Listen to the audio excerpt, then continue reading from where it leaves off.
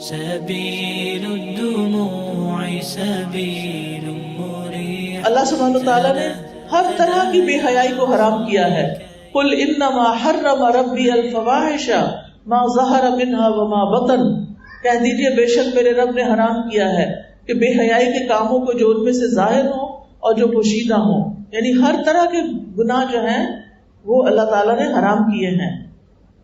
اللہ سبحانہ وتعالیٰ سے بڑھ کر کوئی غیرت مند نہیں، اس لیے اللہ نے فواحش کو حرام کیا.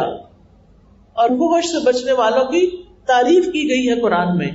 اور مومن کی تعریف یہ ہے کہ مومن نہ تو تانے دینے والا ہوتا ہے، نہ لعنت کرنے والا، نہ فحش کلامی کرنے والا، اور نہ گالی گلوچ کرنے والا. یعنی مومن بے حیائی کی باتیں نہیں کرتا. جیسے میاں بیوی کے آپس کے خاص تعلقات ہوتے ہیں، ان کا ذکر کسی سے بھی نہیں کرنا چاہیے.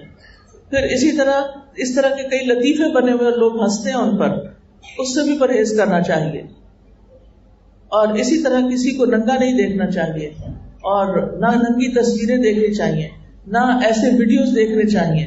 افسوس کے ساتھ کہنا پڑتا ہے کہ ہمارے یوتھ میں پورنوگرافی یعنی ننگی فلمیں دیکھنے کا رجحان بہت زیادہ ہو گیا ہے، اور یہ فرسٹریشن کا سبب بنتی ہیں، خودکشی کی طرف لے جاتی ہے انسان کو، کیونکہ جو کچھ وہ دیکھتا ہے وہ کر نہیں سکتا تو پھر اس کے لیے مشکل ہو جاتی ہے.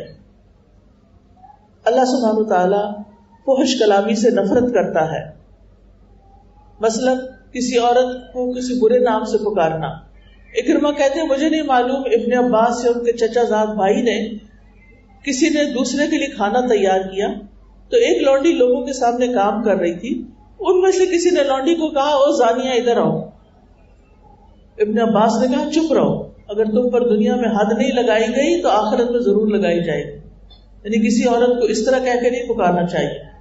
اور آپ دیکھیں کہ ہماری جو گالیاں ہوتی ہیں، ہر کلچر میں گالیاں ہیں، ان میں تو ایسی فحش زبان استعمال ہوتی. تو آج سے پکا ارادہ کریں کہ منہ سے کوئی گالی نہیں نکلے گی، کوئی لعنت نہیں نکلے گی، ہم کسی کو تانے نہیں دیں گے. سبيل الدموع سبيل مريح.